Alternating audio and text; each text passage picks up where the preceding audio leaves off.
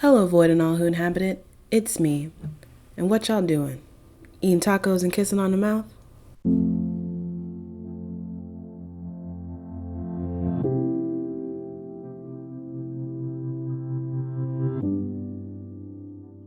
We are back at it like a bad habit. If you want something better, go grab it. And today, baby, is a script that has been through 16,000 rewrites.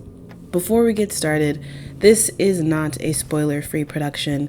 This has been your one and only warning. As most of you already know, wide-sweeping success and well-loved series Insecure came to an end on the first day of Kwanzaa 2021. People laughed, people cried, Lawrence Hive blossomed in a sea of vindication, and I had been prepping for this moment. I have this huge Evernote document full of reflections I wrote after every episode.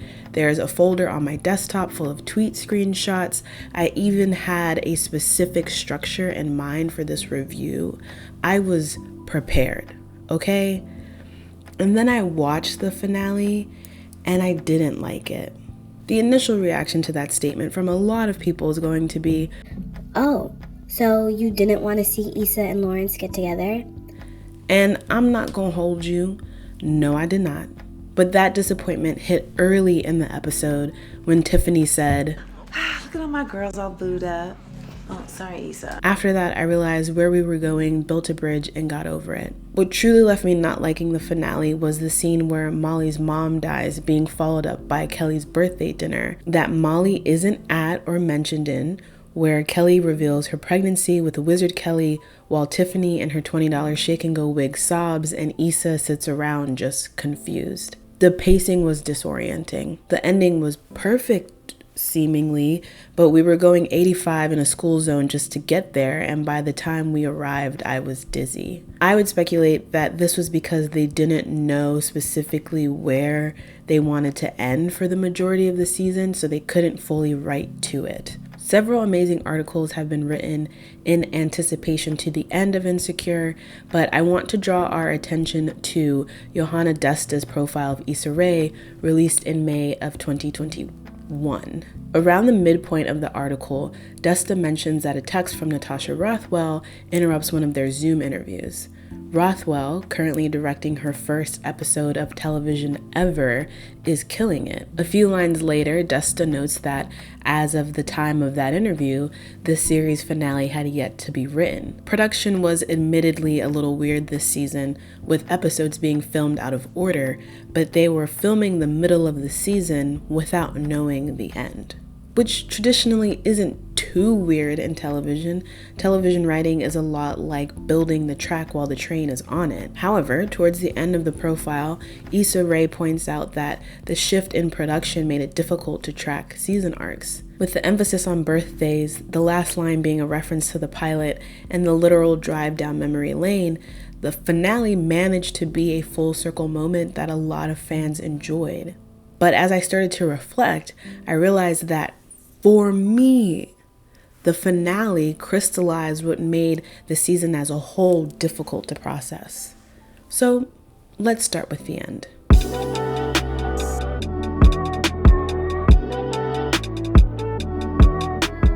Last year, I did a video examining Molly, and at the end listed out some things I wanted to see for her specifically, but the friend group in general in season 5. Essentially, what I wanted was more emotional growth and depth of these women in the spirit of being better friends and people. And viewer, I'm happy to announce that we got that. Kinda. By the second episode, it's very clear that the main focus of the season is going to be on Issa's growth. As someone who believes that Molly is a protagonist as well, I was kind of bummed by the division of story time, especially in consideration to Molly's end. After Molly's mom passes, we don't see her for the next two sequences. In the wind down for the finale, Prentice and Issa state that Molly's lack of attendance at Kelly's birthday party is a showcasing of the difficulty it takes to keep a promise like the one the four make to each other in episode 7. But it took me watching the wind down to understand that that's where they were going. Despite Molly's mom passing, the focus of Kelly's birthday is on Issa's processing of everything that's going on. This life-changing event happens for Molly, and we don't get any insight to how she is processing that until the next time her birthday rolls around. This structure of seeing a new version of Molly without witnessing the process is reflected throughout the season. I love who Molly became. I love that she got an ending that fit for her, but I really wanted to see how she learned to heal. I think a big reason we don't get to see this is because so much time is spent on Issa's point of view. But even with Issa being the main focus, there's so much in her story that we also don't get to see the details or the fleshed out experience of. I think the finale being a montage cut from a chance to see Issa as a single person and how she processed hurdles like her big career decision without the competing interest of pursuing anyone, even if only for a short period of time. There's this great Refinery 29 recap where Kathleen Newman-Bermang points out that Issa is someone who always wanted a partner. And I think a lot of people are like that, but eventually it's crucial for all of us to understand who we are as individuals as well. This section of the video is about the last episode specifically, but Issa's emotional growth as a single person who ultimately comes to the conclusion of what it is that she wants is especially something that could have been fleshed out through the season, not just the finale. The line Issa says in her love confession that I had to believe it'll work out for it to work out could just as well be applied to Issa deciding to not be with Lawrence and try for happiness some other way. But if the path is to have Issa inevitably double back and give Lawrence another try, I would have liked to see that shift in her mentality explored instead of having so much time spent on the potential of Nathan. Ultimately, that's my biggest issue with the end. The conclusions we come to could have been given room to breathe, or at least be built up a little bit more in the bulk of the season. But because they're not, it feels like we're left to fill in the blanks in a show that has been so good at combing through the details. This all also brings us quite solemnly to Issa's decision. Kathleen Newman-Bermang is that girl for putting into words something I started to recognize in season 5. KMB says that she never liked Lawrence for Issa because she always thought that Issa needed somebody who is sturdier and takes more initiative in their relationship. Two chaotic people makes the mess we've seen all 5 seasons. That sturdier person has never been Lawrence. An unseen proposal withstanding, he still is not that person at the end. In episode 9, the rancid energy that leads to the great going away party tussle is sparked by Chad. He points out Lawrence's lack of initiative. That's not something that Lawrence comes to on his own. And I want to be super clear here. Lawrence being indecisive or slow to a decision is not a bad thing. But it is an incompatible thing when partnered with somebody else who thinks and acts just the same. Like KMB states, Issa grows to be the more decisive of the two of them, and that is how they are able to try again. But we only start to see Issa's evolution into that person, and then there's this huge time skip that accelerates us to the good part.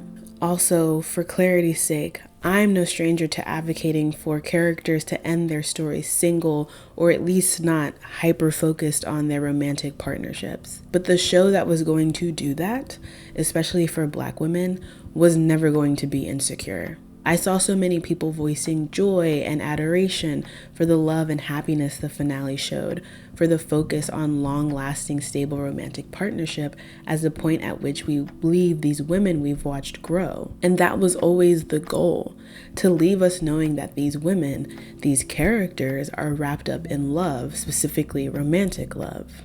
While I'm going to dunk on Lawrence every chance I get this video, I care mostly about how we got to the choice, not necessarily the choice that was made. Issa the writer has talked about multiple times how she never wanted Issa the character to get back together with Lawrence in the end. And in her interview with E. Alex Jung, which I think was one of the more fleshed out versions I could find, she does talk a bit about how her mindset shifted as she came to her final decision. But I wish the writer's room was able to come to that consensus earlier and weave that growth Issa needed to make that decision throughout the season more.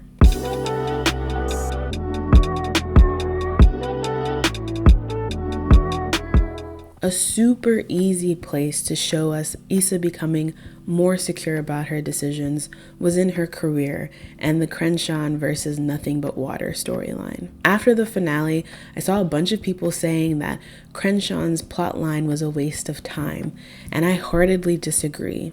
Beyond being a presentation of the fear of selling out, Issa's professional dilemma is another area in her life where she was too doubtful of herself to make a decision. But that plotline isn't resolved on screen. We just have a surprise party at Crenshaw's studio and get to see Issa's modest office as an indicator of which path she chose. Unlike the block party from season 4, there is no culminating event to drive this plotline. Additionally, Crenshaw's story feels like a waste of time because it gets resolved in the background off screen. But it did have value to Issa in providing a decision that she had to be secure in herself to make. And then there's Nathan, another casualty of building the plane as you're flying it.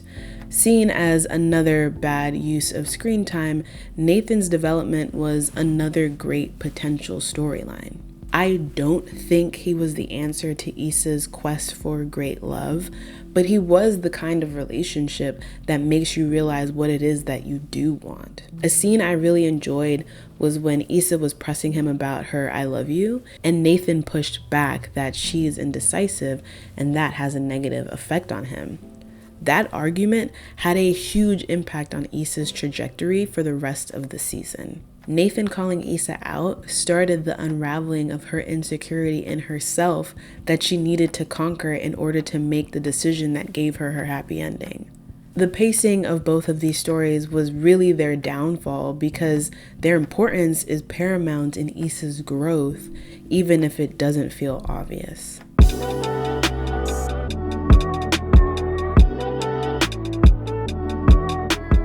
Going hand in hand with the pacing were the time jumps. There was not enough time for us to explore Molly's relationship anxiety or for us to watch Issa build up her company to the point of having a partnership with a major corporation. So we'll just jump to the point at which they are more mature and better at dealing with conflict and pressure.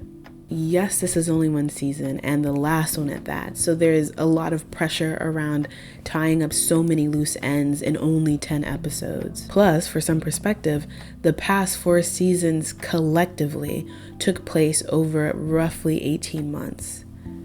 We were not going to get the same amount of detail by any stretch of the imagination, but they've been able to quickly progress through time well in the past. The season 2 finale spends roughly 10 minutes speed running through the past 30 days with Lawrence, Molly, and Issa, ending with one of the most infamous of Issa's daydreams. Season 4 starts at the middle but spends 5 episodes combing through 4 months of conflict, resolution, and development. Whether it was an overlapping speed run earlier in the season, a time rewind, or a 3-episode arc diving deeper into our key 3, I would have loved for the time jumps to be used as a way to still explore, not just to skip to the part where everything is good, or at least better. The season being bookended by these skips avoids a lot of the grittiness of growth. Episode 2 starts with us hopping forward a year after the reunion, and while the end of episode 1 offered a break in the tension between Issa and Molly, it also had Kelly dying, Issa feeling like she hadn't progressed enough, Molly dealing with the end of her relationship with Andrew and a new desire to date again, Issa dumping Lawrence, Kelly dying. It would have been nice to see more of the initial processing of all of that, just to get a clearer emotional arc. Even if we only have 4 minutes to save the world, we can drop a marker every 30 seconds instead of every 90 seconds. You know what I mean? Like clearer depictions of how this person's emotional growth is developing, even if it's really quick. I know I just said Crenshaw's storyline was important, but I wouldn't have minded if some of that was cut to spend more time addressing that which occurred during the time jumps. Because time was so limited and there was an inevitable need to skip through some bits, a magnifying glass gets placed on that which we do get shown. I think that's where a lot of the Crenshaw was a waste of time comes from. But on the flip side is a really good question of why didn't we get to see XYZ aspect of a more established relationship or character? If this is the focus, why didn't we spend as much time there?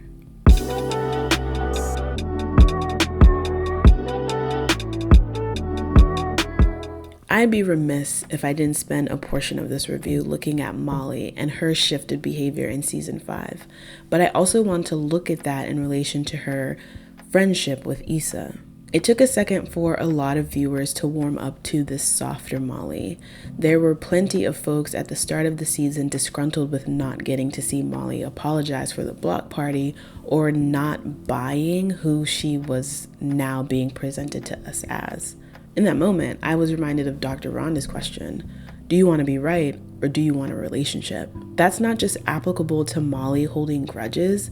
It also sticks with fans who identify with Issa being upset that we didn't see Molly apologize. Because a lot of that desire was rooted in wanting to see Molly humbled, not in wanting to see how this tension is diffused. The heart of season 5, the true love story of the show, lies in Issa and Molly, how they're able to shift to still make room for each other even as they are growing. Skipping past the apology to the reconciliation is the first clear example of that.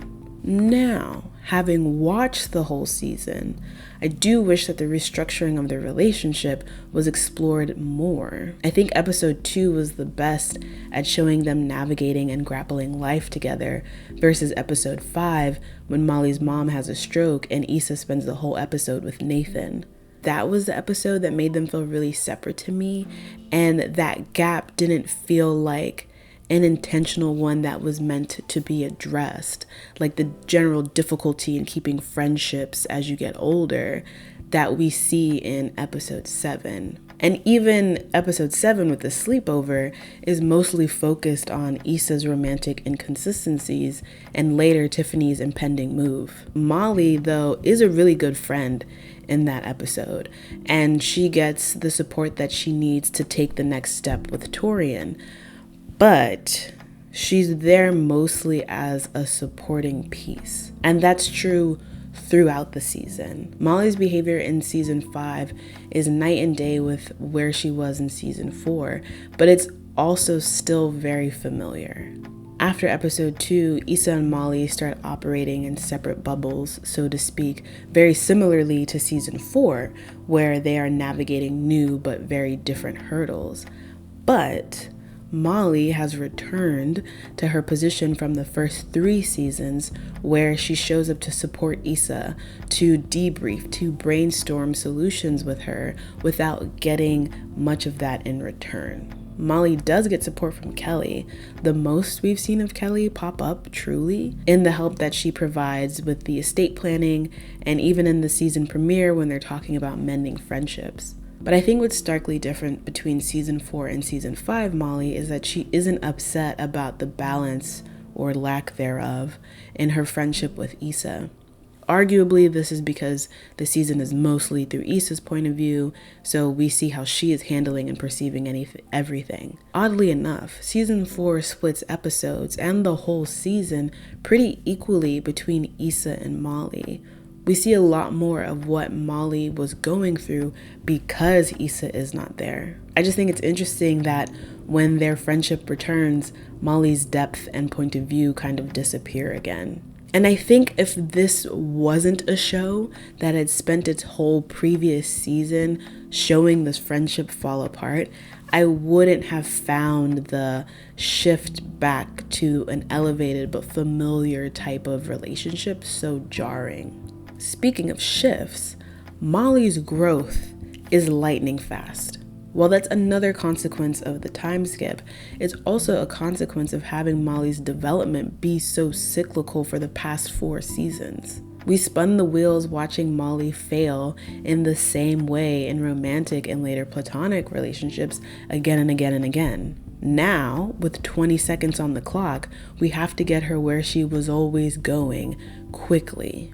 As someone who really likes Molly's character, again, I wish we got to see more of what her healing and growing process was like, even in knowing there's only 10 episodes to do that. For example, episode 4 and the dick hunt at the beach party felt a lot like Molly from seasons 1 through 3, honestly. Beyond feeling kind of regressive from even episode 2 of season 5, where Molly realizes that she doesn't actually know what she wants, that plotline was somewhere that I wanted to see some of Molly's new point of view shine. And instead, we go back to a familiar but elevated version of Molly. It's kind of funny in hindsight because I feel like the people who were initially upset and I ended up having inverse reactions to Molly as the season went on. By the finale, a lot of people were happy to see Molly happy and loved and thriving and just different. And I was like, well, we're here. Might as well make the most of it.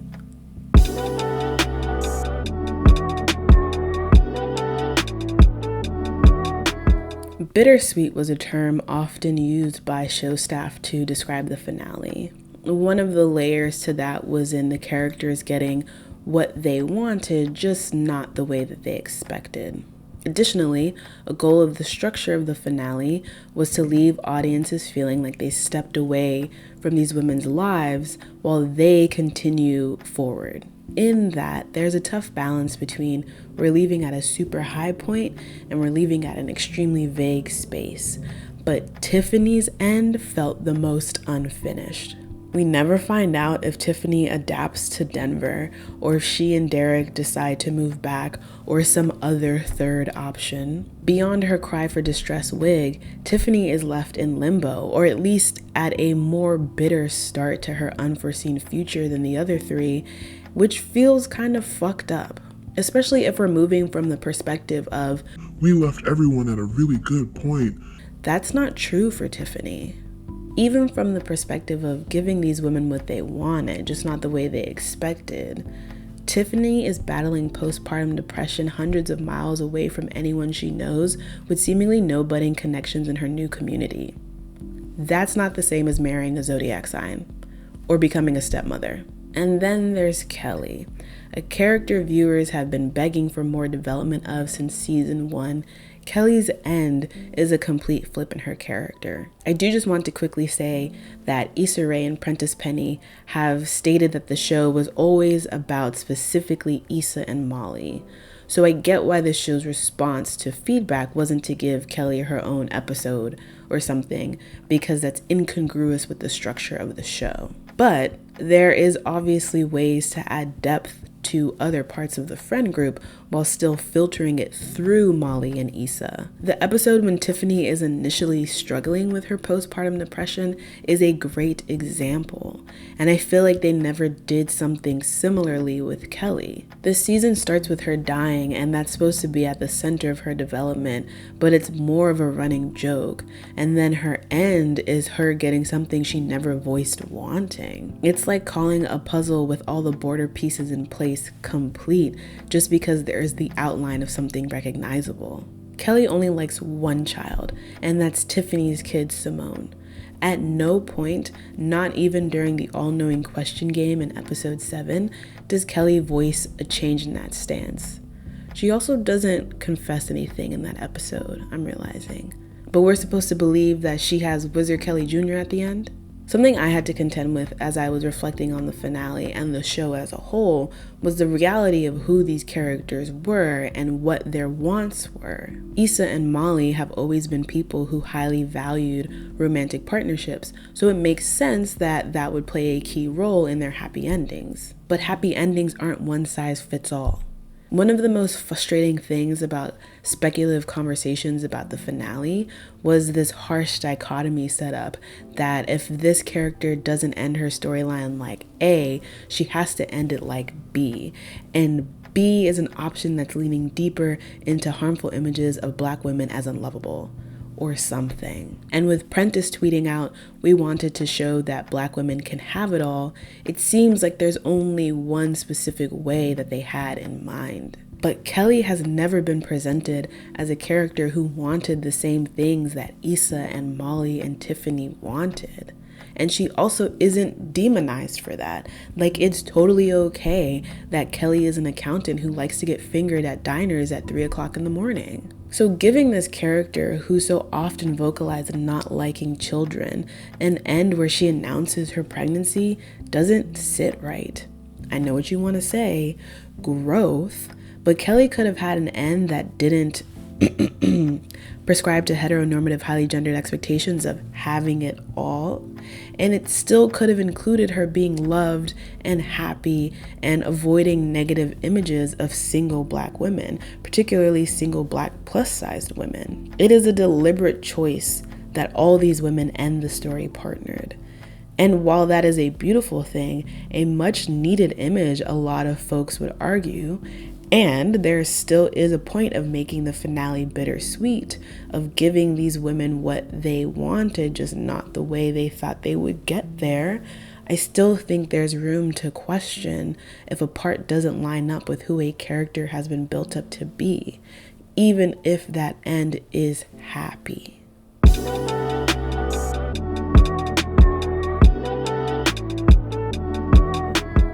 So I've just done a whole bunch of critiquing and mostly wishing, but I don't want to suggest for a single moment that this show has not been deeply impactful. I like looking at how stories are told, obviously, because media is important, and not just in the images being shown, but in the conversations being sparked.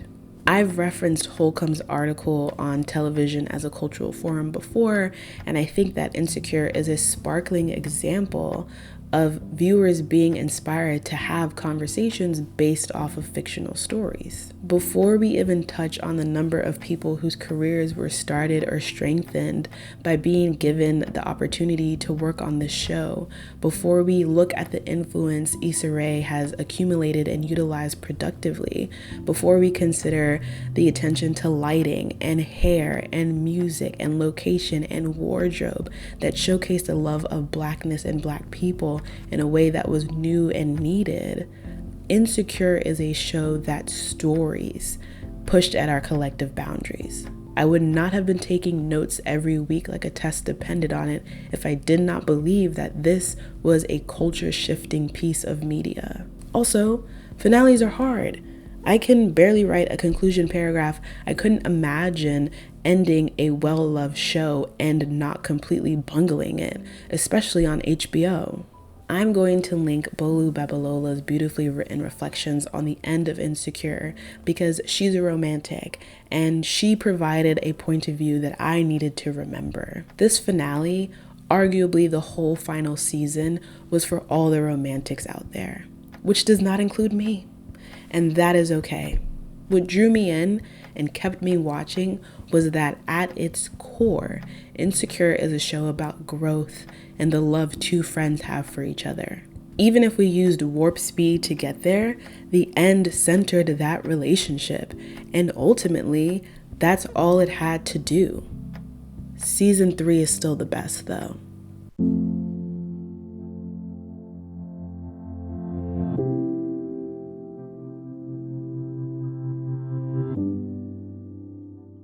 If you made it to the end, thank you for making it to the end. Happy New Year. I'm out of water. What did you think about the finale, and or what are some goals, resolutions, determinations that you have for 2022? One of mine is to fill out this still empty content calendar. Also, better time management. I'm filming this the Thursday before I want it to go up, so this will be a fun Friday. Anyway, I've got a lot of editing and brainstorming and water ahead of me. So until next time, stay safe. I'll catch you in the next echo chamber.